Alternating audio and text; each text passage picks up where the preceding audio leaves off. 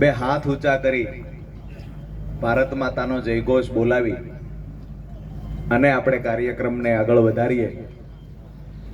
બોલો ભારત માતા કી જય!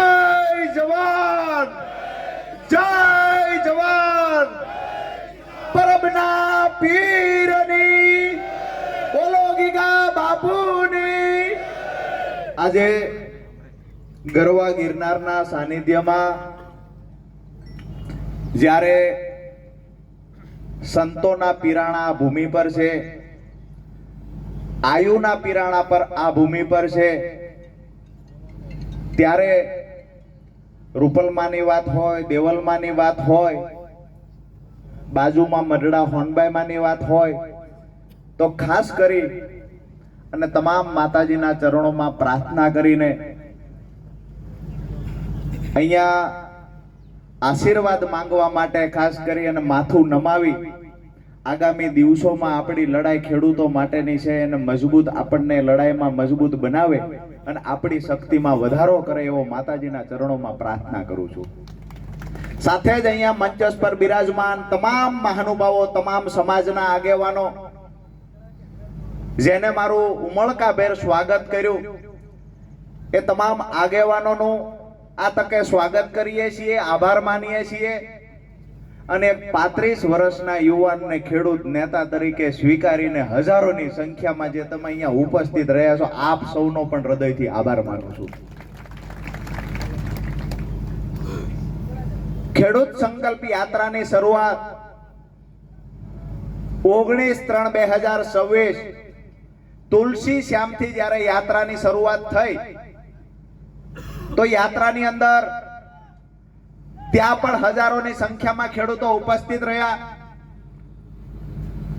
યાત્રાનું પ્રસ્થાન કર્યું, સુંદર શ્યામના દર્શન કરી માથું ટેકવી અને પ્રસ્થાન કર્યું. એ સમયે જંગલની મધ્યમાં હજારોની સંખ્યામાં ખેડૂતો હાજર તો રહ્યા, પણ સાથે સાથે ત્યાંથી અમે જ્યારે નીકળ્યા અને રસ્તામાં સાવરકુંડલા હોય, ચલાળા હોય, અમરેલી હોય, ધારી હોય, તમામ ગામડાઓ અને શહેરોમાંથી જ્યારે પસાર થતી ખેડૂત સંકલ્પ યાત્રા આજે વિસાવદર ખાતે પહોંચી છે, ત્યારે એક વાત ચોક્કસ કહીશ કે બિન રાજકીય રીતે જીવનમાં ક્યારેય મેં જોઈ ન હોય એવડી ભીડ આજ વિસાવદરમાં ખેડૂતોએ ભેગી કરી છે.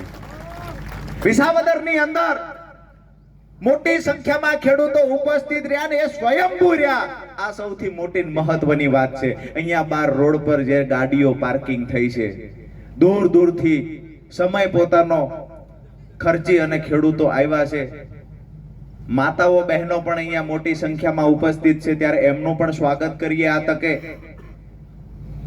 મહત્વની વાત કે ખેડૂત સંકલ્પ યાત્રાની શરૂઆત શા માટે થઈ છે? સંકલ્પ શેનો લેવાનો છે?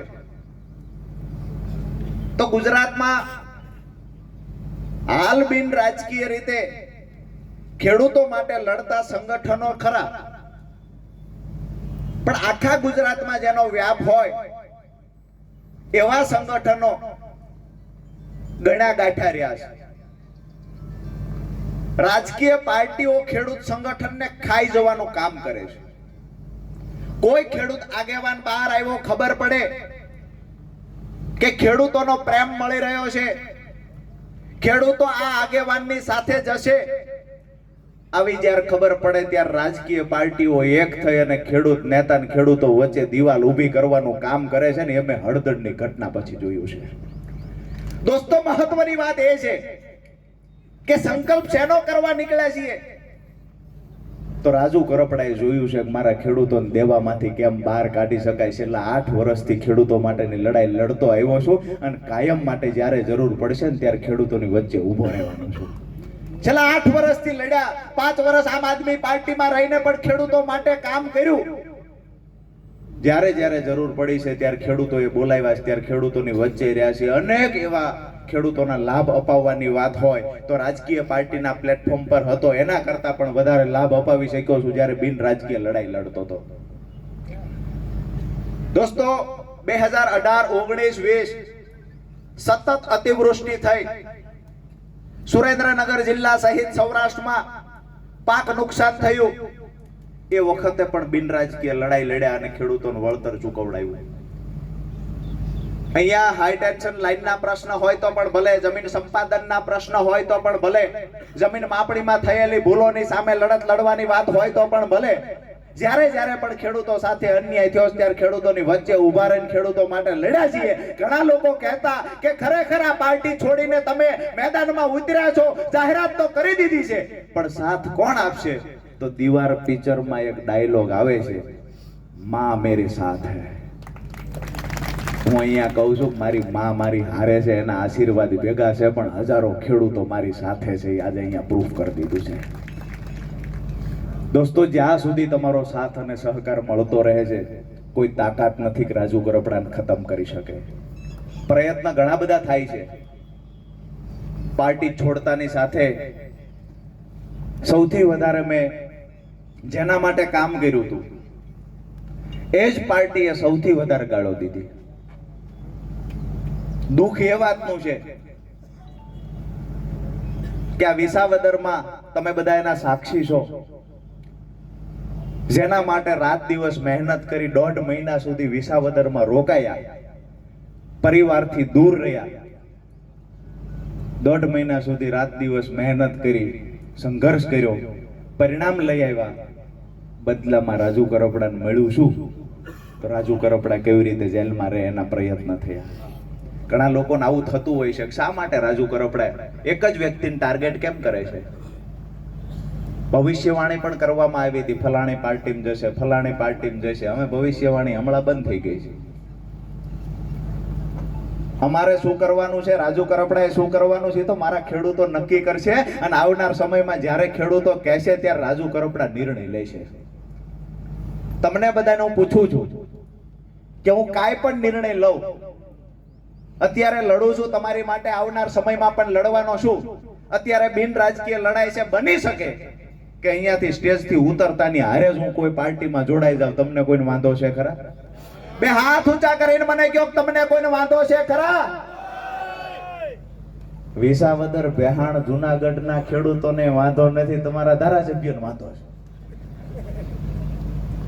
એને ઉપાધિ ઈ કરી છે કે હાળું 22 પછી આ પેટા ચૂંટણી આવી, 22માં મેળ નો પીડ્યો, પેટા ચૂંટણી આવી. હજી પૂછજો તો ખરા, ધારાસભ્ય હાથે ગયા હતા કે આળકતરી રીતે ધક્કો મારીને મોકલી દીધા હતા, પેટા ચૂંટણી જાણી જોઈને લઈ આવ્યા હતા? આ જાણવા જેવો ઇતિહાસ છે. પેટા ચૂંટણી આવી છે કે લાવવામાં આવી? ધારાસભ્ય ગયા પહેલા જ ઉમેદવાર નક્કી થઈ ગયો હતો. હિતેશભાઈ ને બાપડાને ખબર નહોતી, તો અહીંયા ઢોલની ડાકલી વગાડ્યા કરતા, હું લડીશ. નામ જાહેર થયું ત્યારે ખબર પડી, મને ફોન આવ્યો કે નામ તો મારું આવ્યું ને. કીધું એ તો અગાઉ નક્કી થયું હતું, ઓલા રાજીનામું નથી દીધું, તેથી નક્કી હતું કે રાજીનામું દેવડાવવું છે ને પછી ચૂંટણી લાવવાની છે. આપણે આવા રાજકીય માણા નથી. આપણું સીધું ગણિત એ છે, ધારાસભ્ય ક્યારેય બનવું નથી. ખેડૂતો માટેની લડાઈ આજીવન લડવાની છે. અને મારા ખેડૂતોના દિલમાં રાજુ કરપડાનું સ્થાન મળે એનાથી વિશેષ સ્થાન વિધાનસભાનું પણ નથી. જ્યાં સુધી તમારા માટે લડીશ. વૈષ્ણવજન તો તેને કહીએ જે પીડ પરાઈ.